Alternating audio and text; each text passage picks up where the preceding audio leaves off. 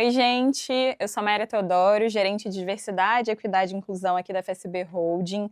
Eu queria desejar boas-vindas a todas as pessoas que estão acompanhando o nosso podcast, o Diverso Fica, o nosso podcast de diversidade, equidade e inclusão, sob a ótica de comunicadores. É importante destacar para vocês que todos os nossos episódios terão legendas, terão descrição em libras e os conteúdos em áudio terão audiodescrição das pessoas participantes. Quem me acompanha nesse episódio é a Luísa Bornhausen. Ela faz parte da área de novos negócios da FSB Holding. Oi, prazer, eu sou a Luísa, eu sou uma mulher branca com cabelo castanho comprido. Hoje eu tô com uma camisa branca e um blazer azul.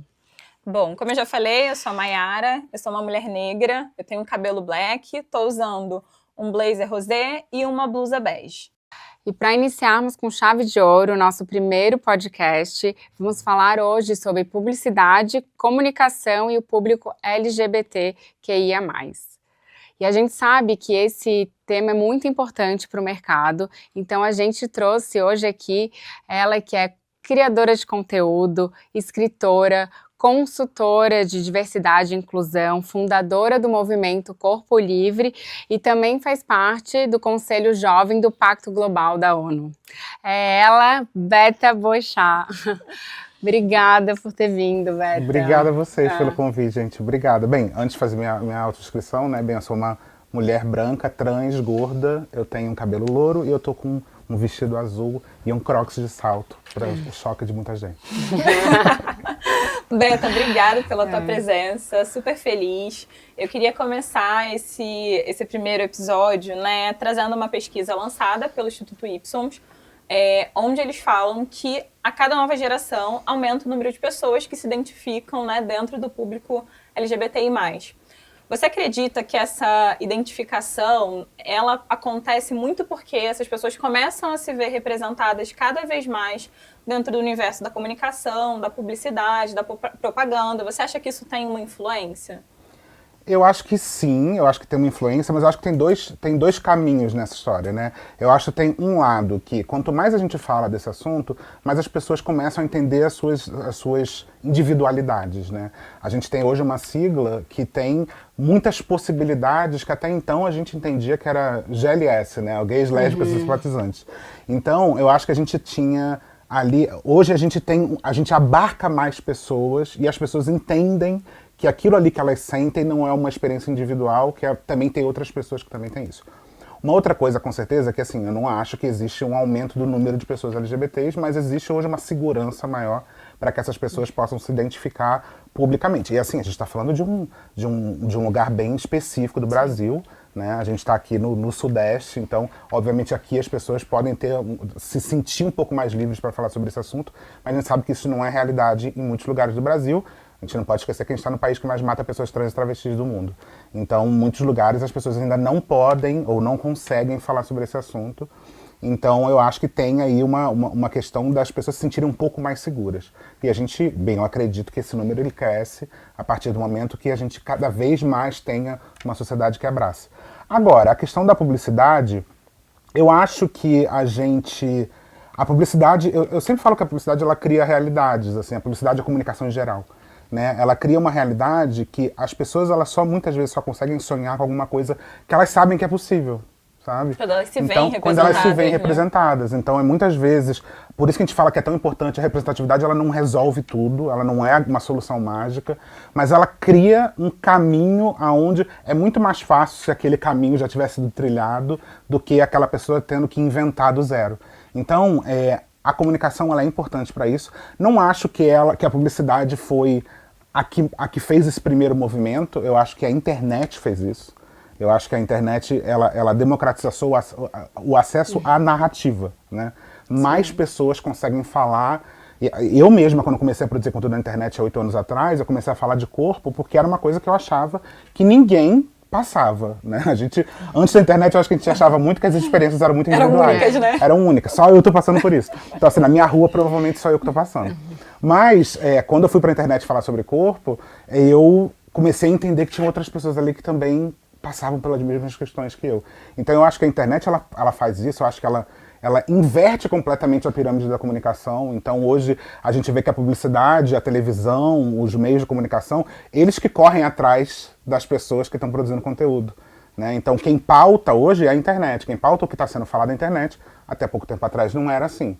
Então eu acho que quanto mais a gente tem um fortalecimento desses grupos, LGBT, negros, pessoas com deficiência, mais a gente vê a comunicação tendo essa necessidade de voltar e falar mais desse assunto. E aí, lógico, que a comunicação faz uma via de mão dupla, né? Ela também começa a criar possibilidades para que pessoas possam ser o que elas são, né? Você trouxe um ponto que me parece muito interessante e relevante pensar, porque a gente acaba olhando esses grupos numa caixinha, né? E a gente não consegue perceber toda a intersecção que tem dentro deles, né? Porque existe o público LGBT, mas existe uma pessoa negra, existe uma pessoa negra e com deficiência. Então, como esses recortes se cruzam e se fazem presente dentro desse universo para você? Eu acho que a gente entender os recortes, muitas vezes eu acho que as pessoas têm um pouco de medo de falar desses assuntos, porque fica parecendo que são grupos separados, e não são, né? Quando a gente fala de recorte, é porque a gente quer trazer para a visibilidade vivências que muitas vezes estão escondidas, né? Então, por exemplo, a experiência de uma pessoa branca entrando numa empresa, que o pai e a mãe tiveram uma universidade, que a avó e o avô tiveram universidade, é totalmente diferente de uma pessoa negra que entra numa empresa, que é a primeira pessoa que está tendo um trabalho formal. Então, a gente só consegue, eu como uma pessoa branca, só consigo saber disso, porque eu falei com outras pessoas negras, entendo esse recorte e tento descobrir ali. Então, se uma empresa ela quer ser uma empresa diversa, que seja aberta para pessoas LGBTs, pessoas com deficiência, etc., ela tem que entender, ela tem que primeiro saber que o recorte existe, né? Ela tem que saber o que é essa pessoa, como que essa pessoa está chegando até aqui. Então é por isso que é importante a gente saber de recorte. Não porque a gente está separando. A gente sempre tem esse papo, que vocês estão separando as coisas, porque estão criando grupos separados, não é bem por aí. Eu acho que é importante a gente saber, por isso que é importante a gente ter segurança para falar, ter também a segurança e o conhecimento para se identificar também dentro daquilo, para no final a gente conseguir fazer com que um grupo seja minimamente coeso. Que as pessoas consigam conviver entre elas, sem apagar as vivências de pessoas que não têm talvez tanta força dentro daquele grupo para poder falar. Eu sei que existe essa crítica assim, no mercado em geral, falando assim, as empresas elas só fazem coisas em junho. Só que eu sou muito otimista nesse lugar, assim. Eu acho que se a empresa só puder fazer em junho, tudo bem. Tá bom. Porque às vezes nem isso faz. Então, assim, tá tudo certo. Eu acho que a gente, durante um tempo, acho que nos últimos anos, a gente demonizou muito essa história de a empresa só fala desse assunto em junho. Mas tem empresas que nem falavam em junho. Então, que bom que as empresas falam nesse lugar. Porque é isso, eu acho que existe uma pressão coletiva para que as empresas se posicionem nesse lugar.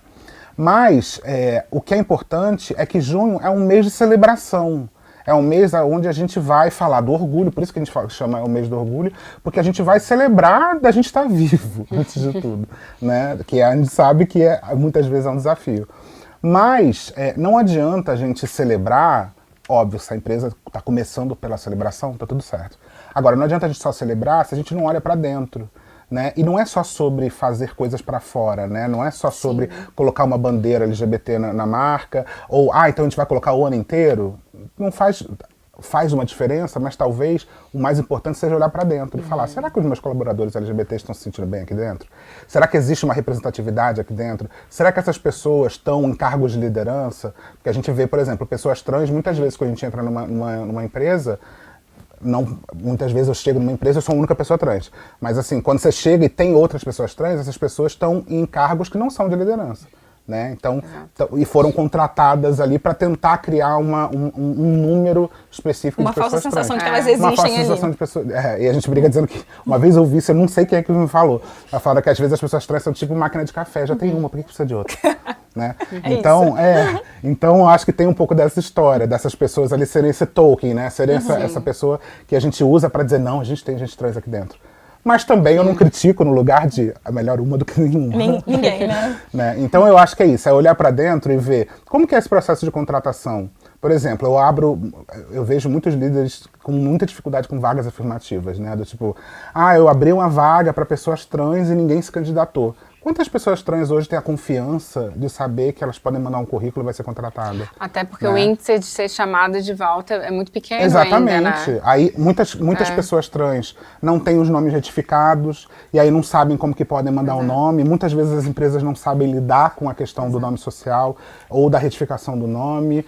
Muitas vezes a empresa não sabe que é muito provável que a pessoa trans, exatamente pelo universo que a gente está, ainda mais se a gente fala de pessoas trans, travestis negras, a gente está falando de uma população que está massivamente na prostituição, né? E não porque pessoas trans têm uma afeição maior a isso, mas porque não tem outro lugar, não tem outra opção, né? Então, se a gente está fazendo um trabalho com uma vaga afirmativa para tentar trazer essas pessoas para dentro da empresa, a gente não pode achar que elas vão chegar como uma menina branca, cis, de uma região nobre da cidade, né? A gente tem que entender que ela está vindo de um outro universo. Tem uma questão também familiar, né? Nem todo mundo tem o acolhimento familiar para dar conta de chegar nesse universo do trabalho e falar, bom, esse aqui é o desafio que eu vou enfrentar. Na verdade, a pessoa começa enfrentando um desafio em casa, né? Aí já chega no trabalho, já encontra uma série de coisas e fala, meu Deus. Exatamente. Às vezes a pessoa ela tá em insegurança alimentar. Ela foi expulsa de casa. Então a gente tem que entender que é fundamental que a gente tenha essas pessoas, porque cada vez mais a gente tem que entender que uma empresa que tem uma única narrativa, que ela fala sempre a mesma coisa, porque as pessoas são muito homogêneas, é uma empresa que em pouco tempo vai se desalinhar com a população, né? Porque a gente sabe que cada vez mais a gente precisa que a empresa ela tenha pessoas dentro, porque isso é uma coisa estratégica, não porque isso é uma coisa bonitinha para falar em junho que a gente tem. Né? Então, é isso, é tentar. Mas quando a gente traz essas pessoas para dentro da estrutura, isso gera crise, isso gera conflito. E tudo bem. E muitas vezes eu sinto que as lideranças elas têm medo desse conflito. Né? Elas trazem essas pessoas para dentro e falam, ai, fulano de tal, nossa, eu trouxe para cá e só deu dor de cabeça. Por que deu dor de cabeça? Que estrutura é essa que faz com que essa pessoa não se sinta bem ali dentro?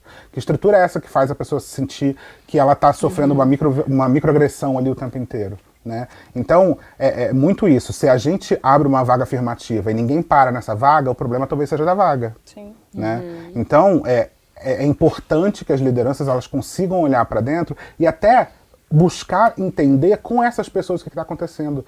Porque pode ser que é o exemplo que eu dei sobre pessoas negras. Eu, como uma pessoa branca, não tenho a vivência de uma pessoa negra, então eu não sei quais são as questões, né? Então, é uma outra história que eu também... Pessoas brancas sempre ficam chocadas quando descobrem que pessoas negras andam com nota fiscal das coisas na bolsa, né?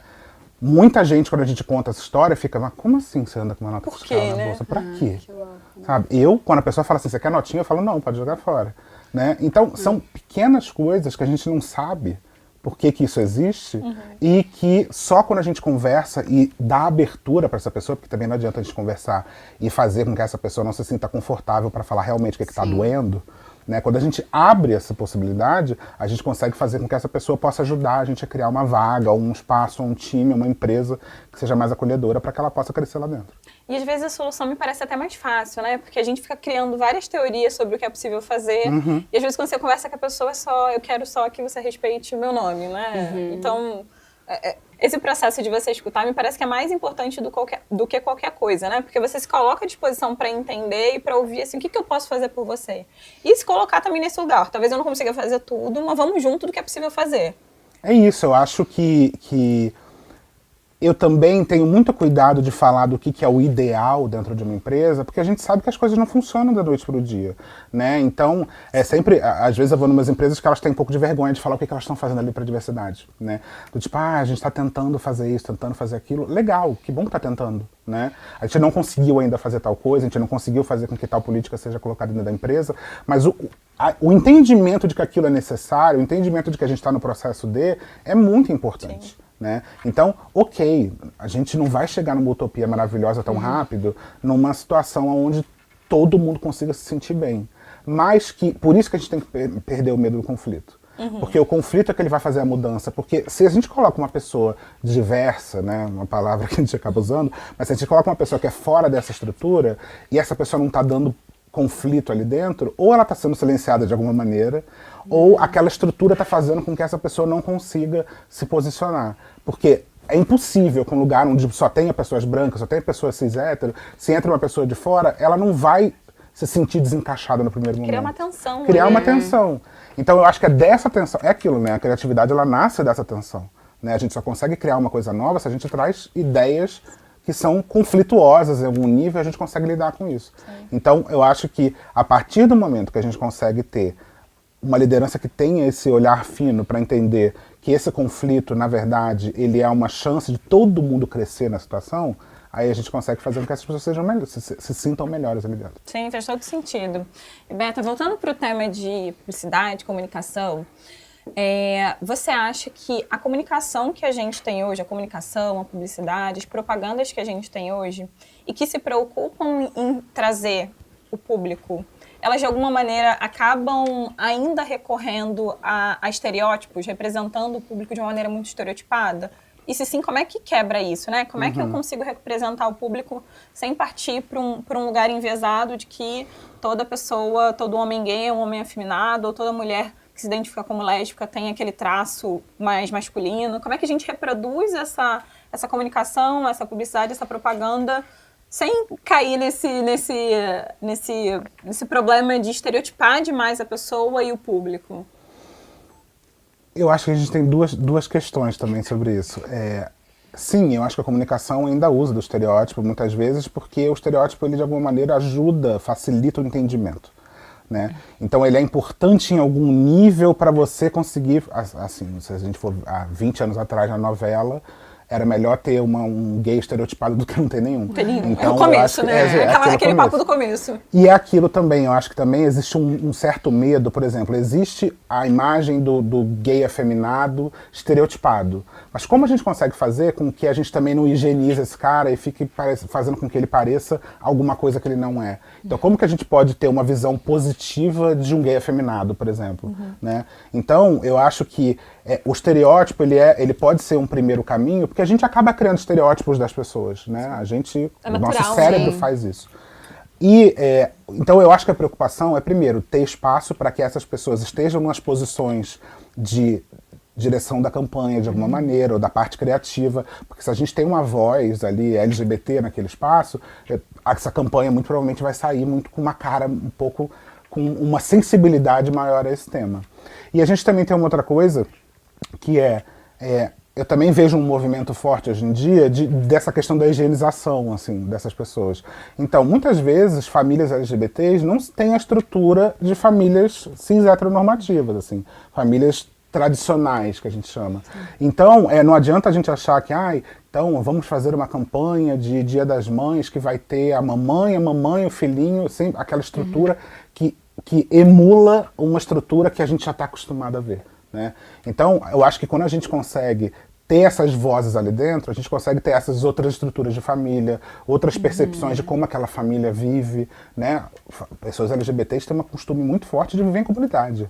Né? Porque a gente precisa se proteger de alguma maneira. Então, o nosso conceito de família muitas vezes é diferente. Como que esse conceito está sendo levado para a comunicação? Né? Então é isso, se a gente tem o poder de ter voz naquela história, a gente consegue fazer com que essa comunicação seja muito mais diversa. Até reforçando aquilo que você falou, como é que vão botar no lugar se eu nunca vivi, como você fala, das pessoas negras, que eu nunca vou saber que andam com a nota fiscal. E acho que serve a mesma coisa, né? Como é que às vezes um publicitário tal, às vezes não passa por aquela situação, às vezes idealiza de uma maneira que não é bem assim, né? E talvez essa importância de ter sempre alguém consultando, estando junto, tendo também nos cargos de liderança para poder passar para sua equipe. E eu acho que a gente tem uma mudança na publicidade muito forte com a internet, que isso não se perdeu, obviamente, que a publicidade ainda tem esse poder, mas a publicidade, ela gerava a identificação daquele grupo. Né? Então, se uma campanha publicitária falava sobre alguma coisa específica que gerava, por exemplo, dentro do universo feminino, a campanha da primeira sutiã, então aquela história, ela acaba se tornando uma história que faz com que as pessoas repliquem aquilo de alguma maneira, porque elas entendem que aquilo ali é o ideal. A internet, ela faz essa mudança, então a publicidade, ela acaba, como eu falei, tendo que correr atrás do que já está acontecendo na sociedade. Então, antigamente, um publicitário que ele achava que tinha a noção de o que as pessoas eram, o que elas queriam, tinha talvez mais facilidade de realmente colocar uma campanha dessa no ar. Hoje não tem como, porque fica completamente fora do tom. Sim. Né? Então, um publicitário que está ali, que sempre faz aquilo ali, sempre fez daquela maneira, e hoje continua tentando construir essa identificação estereotipada, meio redondinha, meio higienizada de pessoas LGBTs, por exemplo, você vê uma campanha e você fala, essa campanha eu acho que não tá comunicando com todo mundo, menos com o público que talvez a gente queira falar. E até falando nisso, assim, a gente sabe que o público LGBT ele tem uma contribuição muito forte economicamente, né? Movimenta cerca de 11 bilhões por ano em compras. E então, até como você consegue falar um pouco como que esse público gostaria de se ver na publicidade, na comunicação, na representação dos produtos? Acho que é muita responsabilidade falar em nome do público LGBT. Mas assim, eu acho que até essa fala eu acho que reforça a minha resposta, que a gente precisa construir outras possibilidades de comunicação. A gente precisa construir, a gente precisa normalizar que outras estruturas de pensamento, de pessoas, de vida, consigam chegar na publicidade, né? Então, eu acho que assim, eu não sei como o público LGBT, porque se a gente for, cada letra dessas, a gente vai ter uma necessidade diferente, a gente vai ter uma urgência diferente, e óbvio que a gente não vai conseguir traduzir isso o tempo inteiro na comunicação, né? Sorte também que hoje, antigamente, a gente tinha ali o break de 30 segundos e era a única maneira que a marca chegava até as pessoas. Então, existe uma estrutura da comunicação que, em algum momento, colocou que o público LGBT é esse público meio o Scar do Rei Leão, a Úrsula da Pequena Sereia, porque a gente sempre vai ver esses códigos LGBTs nesses lugares. Como que a gente consegue tirar isso do inconsciente e colocar esses códigos em lugares positivos, né? E aí a gente está falando da comunicação, do entretenimento, da publicidade, em tudo. Como que a gente pode mudar essa estrutura? Bacana. E Beto, acho que já caminhando para o final, aqui, primeiro dizer que eu acho que tudo que você falou faz todo sentido e é super importante. Acho que a gente vê que cada vez mais a gente tem avançado em alguma medida, né? Aquilo que a gente falou, antes não tinha nada, agora a gente já tem algumas coisas. Tem uma série de desafios ainda que é quebrar estereótipo, que é isso que você falou, é como que eu consigo, de alguma maneira, ter uma atenção individualizada para cada grupo, entendendo que a gente também talvez não consiga abarcar todos sempre, e isso, em alguma medida, precisa ser entendida de que talvez são etapas. Mas eu acho que existe um movimento das empresas de tentar traduzir isso tudo que a gente está falando aqui para a prática, né? Aqui na FSB a gente tem feito uma movimentação de entender que essa pauta é importante, não é à toa que a gente tem um programa de diversidade, equidade e inclusão, que é o Ação Diversidade. E dentro desse programa a gente tem pensado e feito uma série de iniciativas muito encabeçada por pessoas que estão ali no dia a dia e que fazem parte e que demandam, né? Coisas boas, assim, desde de conseguir garantir que o nome social da pessoa seja usado dentro dos sistemas, dentro do e-mail, dentro da comunicação com os colegas e clientes. A gente tem uma política de retificação de nome onde a gente ajuda a custear esse processo. A gente está desenvolvendo uma série de iniciativas que a gente acha que, na verdade, é só o começo de um trabalho muito árduo, né? Pensando nisso, né, o que você acha que as empresas podem e devem fazer para além, né, do discurso, para além da prática, para além do junho, que é importante, mas assim, o que dá para fazer? Esse exercício de olhar, né, para dentro, né? Como faz isso, entendendo que tem todas essas realidades e todos esses universos e cenários, né? Porque é isso, né? A sigla, ela vai crescendo também, é um outro ponto que eu queria que você abordasse, porque a sigla vai crescendo, né? E por que ela cresce, né? Por que constantemente as pessoas falam assim, meu Deus, antes era o GLS, agora... Então, acho que essas duas perguntas, né? Como as empresas, de fato, podem ter ações mais estratégicas voltadas para esse público? E por que esse movimento da sigla cresce, né? O que está por trás desse crescimento? Primeiro, falando dessa questão da sigla, né? Eu acho que assim, não tem muito mistério a questão da sigla. A sigla, ela aumenta porque a gente sabe que, independente das pessoas... Por exemplo, agora está rolando sempre quando aparece o assunto queer na internet... a gente volta a debater isso. Por que apareceu o Q na sigla? Por que tem o mais? Por que é o I?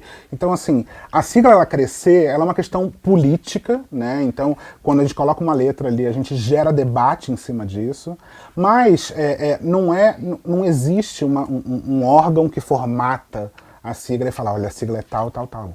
A gente vai ver essa sigla sendo falada de maneiras muito diferentes. Eu, muitas vezes, vou falar LGBTQIAPN+, quando eu estou falando, na primeira vez que eu falo, depois eu vou falar LGBT, porque no meio da fala fica mais fácil de falar, né? Mas é importante a gente ter esse movimento da sigla crescer para que a gente possa colocar luz em cima desses grupos. Porque são outras vivências, né? Então é isso, quando a gente tinha o GLS, a gente tinha que gays, lésbicas e simpatizantes, que é uma coisa que hoje em dia nem está dentro da sigla, porque não são pessoas que estão ali dentro desse universo. Quando a gente coloca o LGBT, por exemplo, por que o L foi para frente? Porque existe uma menor representação de pessoas lésbicas, né? Então, se a gente coloca o L para frente, a gente dá... Então, eu acho que é uma questão meio política, né? É uma questão da gente gerar debate em cima disso. Mas tem uma preocupação também de não deixar ninguém de fora, né? Exato. Porque você começa a abarcar e de alguma maneira entender que tem um universo muito grande dentro do sistema que a gente vive, né? E que quando eu vou abarcando essas letras, eu estou acolhendo as pessoas e trazendo ela para dentro da conversa, né? Porque realmente, eu acho que assim, existe sempre uma crítica que é falada, que vira uma sopa de letrinhas, porque muita gente agora tem não sei o quê, tem a tal da sigla com 23 letras, não sei o quê. No final, eu acho que é para gerar debate. Eu acho não, assim, eu tenho certeza que politicamente isso gera debate. Né? Porque, sim, tem essa questão do acolhimento. Por exemplo, a gente pode entender que pessoas queer estão dentro de pessoas trans e travestis estão dentro da mesma letra. Mas quando a gente coloca uma letra ali, pelo menos durante um momento, a gente faz com que as pessoas queiram correr atrás de entender o que é aquilo. Por exemplo, pessoas intersexo é uma coisa que até outro dia ninguém sabia o que era. Né? Então, quando a gente coloca isso dentro da sigla, por que tem um I ali dentro? Aí a gente começa a falar sobre isso. Então, eu acho que é trazer visibilidade para isso. Agora, o que as empresas elas podem fazer? Eu acho que não tem muito mistério na questão prática de que, por exemplo, eu tenho certeza que as políticas afirmativas para pessoas trans da FSB nasceu da necessidade de pessoas trans. Né? Com certeza uma pessoa cis não sabe quanto custa trocar o nome. Não sabe quanto custa retificar o nome. Eu sei, é bem caro. Então, assim, a gente só tem essa noção, porque é isso, uma pessoa cis não vai ter essa noção de você tem que ir no cartório, que documento que tem que ter, quanto que custa. Né? Ainda mais tendo um universo de pessoas trans que vão ter muito menos capacidade financeira de conseguir financiar essa história. Né? Então, o que a gente precisa é dar voz a essas pessoas. Esse é o primeiro ponto. Existe grupo de afinidade dentro da sua empresa? Esses grupos, eles estão ali, são decorativos ou eles realmente têm algum poder de fazer alguma coisa?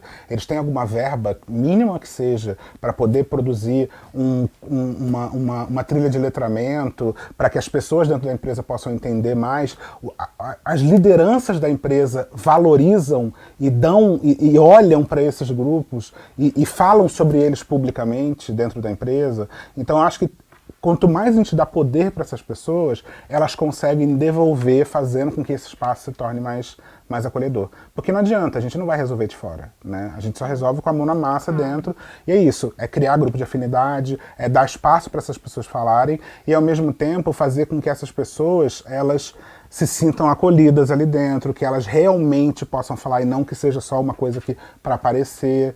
Então eu acho que a gente, a partir desse movimento, a gente consegue fazer com que esses espaços realmente possam criar políticas que vão fazer alguma diferença. E elas se tornam embaixadores da marca também, Exatamente. Né? Porque você está num ambiente onde você é acolhido, onde você consegue ser ouvido, né? Com certeza você começa a dissipar, né? Porque a gente sabe que o mercado é super difícil quando a gente faz esse recorte para o público, né? Então, quando possivelmente a pessoa encontra um ambiente acolhedor, né? Ela quer falar para todo mundo que está num ambiente acolhedor. Então, acho que isso também é um movimento interessante e importante. E isso, se a gente vê pesquisas com as novas gerações, isso é cada vez mais um ponto de obrigatoriedade para essa pessoa entrar nessa empresa.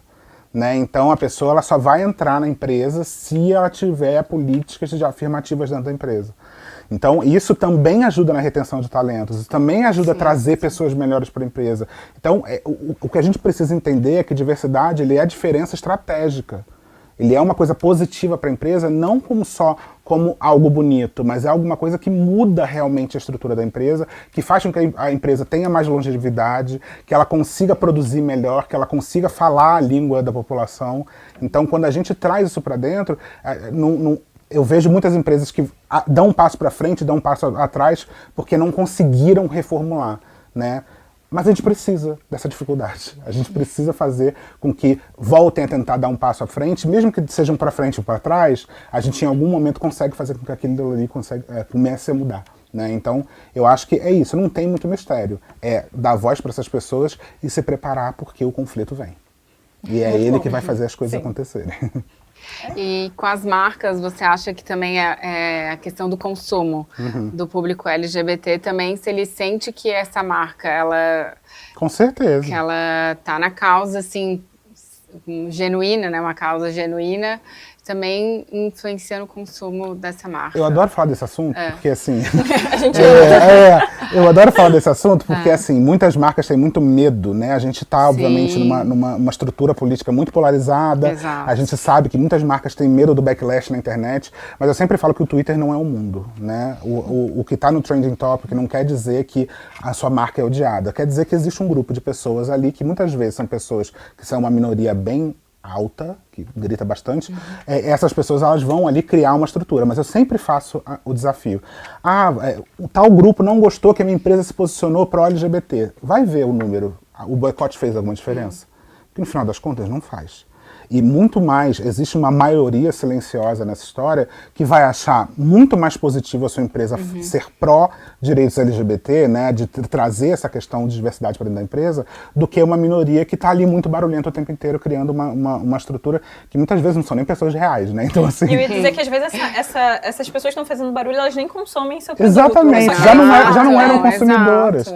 Então eu acho que a gente tem esse movimento do medo, né? A gente tem esse movimento da coação ali o tempo inteiro, fazendo com que essas empresas tenham um pouco de medo de abrir para esse lugar. Mas se você for consciente, se você olhar os números e ver ali que aquilo ali, no final das contas, não está fazendo diferença nenhuma, e ao mesmo tempo tiver pessoas, porque não adianta também você ser pró-LGBT, se quem está criando toda a estrutura não tem nenhuma pessoa LGBT ali dentro, né? Então se isso aqui é redondo, se essa história, se o seu discurso ele é inclusivo, se a sua empresa é inclusiva, você só tem a ganhar. Não tem perda nessa história. E tem uma outra coisa que eu percebo, né, que me parece que as empresas, quando a gente fala sobre diversidade, quando a gente fala sobre grupos minorizados, subrepresentados, que as empresas têm uma expectativa de que o retorno venha logo, né? Eu acabei de contratar e essa pessoa tem que gerar número agora. Quando, na verdade, é um processo, né? Assim como todas as coisas da empresa, né? Quando você implementa um sistema novo, né? Tem um tempo ali de amadurecer isso. Então, as empresas acabam nesse movimento, assim, mas não trouxe resultado agora, né? Fiz a publicidade, fiz a propaganda ali de um produto e o resultado agora foi negativo, né? Parece que todo o processo foi jogado fora, quando, na verdade... Tem um amadurecimento também dessa agenda dentro do próprio setor, dentro da própria empresa, dentro do ecossistema, né, onde você está ali inserido, tanto enquanto empresa, quanto setor como um todo. Então tem uma coisa de aguardar e esperar que esse resultado vai ser colhido no futuro, né? Porque quando a gente pensa em empresas que são super desenvolvidas nessa agenda, né? Essas empresas estão trabalhando essa pauta há 10, 15 anos, né? E a gente olha assim, a gente acha que isso aconteceu agora, né? A empresa resolveu agora falar de tal tema e ela bombou, quando na verdade ela vem falando, e agora, possivelmente, né, ela chegou num lugar onde é um lugar confortável, onde as pessoas conseguem perceber ela enquanto uma marca positivamente, no sentido de lidar com aquele público, com aquele tema. Não, e eu acho que a gente tem que ter consciência, primeiro que diversidade não é uma varinha mágica, você não vai botar a pessoa para dentro e de repente ela não é uma empresa terceirizada que você está contratando da empresa para resolver o seu problema, não é. E a gente tem que lembrar também que essa pessoa muitas vezes está numa jornada dupla, porque além da função dela, ela tem a função de ter que ajudar as outras pessoas a deixarem de ser preconceituosas. É isso, Beta, muito obrigada por ter aceitado o nosso convite. Adoramos te ter aqui falando desse assunto muito importante que a gente tem que cada vez mais debater. Com certeza, agradeço vocês e agradeço a FSB também pelo espaço. Eu acho que a gente tem muita coisa para falar sobre esse assunto. E esse foi o nosso primeiro episódio. A gente trouxe aqui o tema de publicidade, comunicação e diversidade e inclusão nas empresas. Bom, espero que vocês tenham gostado e continuem por aqui. Como a gente já falou, esse foi o primeiro episódio do Diverso Fica, o episódio da FSB Holding, que fala de diversidade, equidade e inclusão sob a ótica de comunicadores. E é isso, vejo vocês em breve e até logo!